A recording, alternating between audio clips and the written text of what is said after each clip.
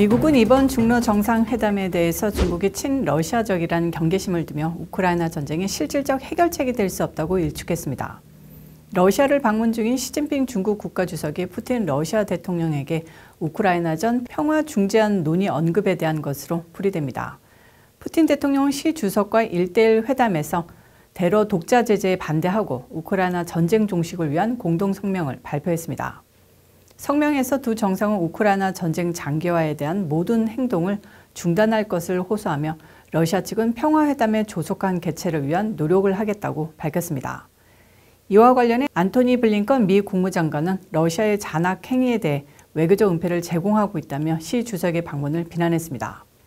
블링컨 국무장관은 국제형사재판소가 푸틴 대통령에 대한 체포영장을 발부한 지 며칠 만에 시진핑 주석이 러시아를 방문한다는 것은 중국이 우크라이나에서 자행된 잔혹 행위에 대해 크렘린궁의 책임을 물을 책임이 없음을 시사한다고 덧붙였습니다. 그리고 그들을 비난하는 대신 러시아가 그 범죄를 계속해서 저지르도록 외교적 은폐를 제공할 것이라고 말했습니다. 블링컨 국무장관에 대한 반응에 왕원빈 중국 외교부 대변인은 시 주석의 이번 방문은 친선과 협력 방문이라고 일축했습니다. 한편 시 주석은 푸틴 대통령에게 올해 안에 중국 방문을 초청했습니다. 현재 푸틴 대통령은 국제형사재판소로부터 전쟁 범죄 혐의로 체포영장이 발부돼 130개 ICC 회원국에 방문할 수가 없습니다.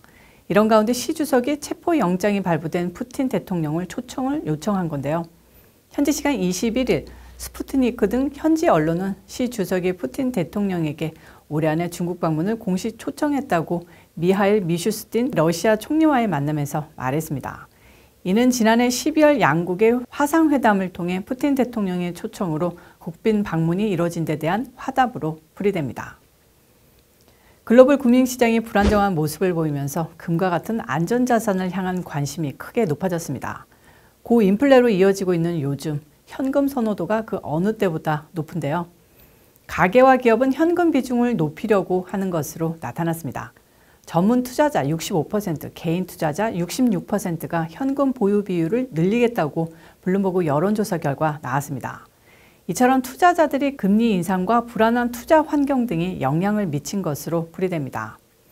전통적인 안전자산인 금, 금융시장의 불안이 커지면서 항상 금 가격이 크게 오르죠. SVB 등 은행 파산 여파로 금 가격은 최근 다시 상승세를 보이고 있고 금 관련 펀드와 선물도 상승했습니다. 이외에 비트코인 등 가상자산도 동시에 랠리를 이어가고 있습니다. 비트코인은 28,000달러를 넘으면서 올해 최고가를 찍고 있습니다. 일부 전문가들은 실리콘밸리 은행 파산이나 크레딧 스위스 사태 등 은행들의 취약성이 드러난 데 따른 일시적 반사 효과란 해석을 내놓았습니다. 은행 예금이 안전하지 않다는 인식이 상대적으로 금, 비트코인과 같은 자산으로 몰린 것으로 보고 기준금리 결정에 따라 투자자들의 변화를 전망했습니다. 이런 가운데 제니 옐런 재무장관은 미국 은행 시스템은 여전히 건전하고 은행 구조 조치는 보증할 수 있다며 강조했습니다.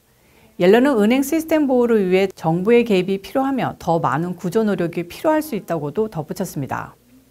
정부는 지난주 퍼스트 리퍼블릭 은행의 주가 붕괴를 막기 위해 미국 최대 은행들 11개에서 300억 달러 자금을 모으며 은행 시스템 회복에 나서고 있습니다. 바이든 대통령은 의회 지역은행에 대한 규칙을 강화하고 부도난 은행 임원들에게 강력한 처벌을 부과할 것을 촉구했습니다. 미국 평균 집값이 11년 만에 지난해 같은 달보다 하락세를 기록했습니다. 이로써 미국 집값은 역대 최장기인 131개월 연속 상승이 멈췄습니다. 하지만 집값이 떨어지자 2월 주택시장은 오히려 활기를 띈 것으로 나타났는데요. 이렇게 미국의 부동산 시장 동향이 혼돈 그 자체입니다. 부동산 중개인 협회 NAR은 2월 주택 중간 가격이 36만 3천 달러로 지난해 같은 달보다 0.2% 떨어졌다고 21일 발표했습니다. 지난해 같은 달과 비교해 집값이 하락한 것은 지난 2012년 2월 이후 처음 나타난 현상입니다. 미국의 집값은 지난해 6월 41만 3,800달러로 역대 최고치를 기록했습니다. 이후 금리 인상의 여파로 하락세로 전환했는데요. 따라서 전월 대비 가격은 이미 작년 7월 이후 올해 1월까지 7개월 연속 내려갔습니다. 하지만 1년 전의 부동산 가격과 현재의 부동산 가격을 비교하는 전년 대비 부동산 가격 변화 부문에서 하락세를 기록한 것은 11년 만에 처음입니다. 이런 가운데 2월 집값은 모기지 금리의 안정과 저가 매수의 유입으로 1월에 36만 1,200달러보다는 약간 올랐습니다. 매매 건수 역시 1월보다 14.5% 급증한 458만 건으로 월스트리트저널이 집계한 전문가 전망치 5% 증가보다 3배 높았습니다. NAR에 따르면 특히 지난달 매매 건수 증가폭은 지난 2020년 7월 이후 최대폭으로 관심을 받고 있습니다. 부동산 전문가들은 모기지 금리 변화에 따라 집값이 특히 많이 내려간 지역, 일자리 창출이 가파른 지역에서 주택 매매가 활성화되고 있다고 진단했습니다. 서류를 위조해 고등학교에 입학했다가 체포됐던 29살 한인 여성이 법정에서 무죄를 주장했습니다. 지난달 1월 26일 뉴저지주에 있는 뉴브런스윅 고등학교에 입학해 고등학생 행세를 했다가 공문서 위조로 기소됐습니다. 한인 여성은 신혜정씨로 교육위원회에 가짜 출생증명서를 제출해 나이를 속여 고등학교 학생으로 등록한 혐의를 받았는데요. 어제 법정에 섰던 신 씨는 친구들과 둘러싸여 기숙생활과 비슷했던 환경을 갈망했고 그것을 고등학교에서 재현하길 희망했다고 전했습니다. 그녀의 변호사는 신 씨가 나쁜 의도가 없었고 단순히 외로워서 행동한 것이라며 무죄를 강조했습니다. 뉴브런스윅 경찰도 신 씨가 고등학교 등록 시도가 학생과 교직원들에게 해를 가한 것으로 보이지 않는다고도 말했습니다. 그녀의 변호사는 월요일 청문회에서 신 씨가 처벌을 피하기 위해 재판 전 개입 프로그램, 프리트라이얼 인터벤션 프로그램이 받아들여지길 희망한다고 말했습니다.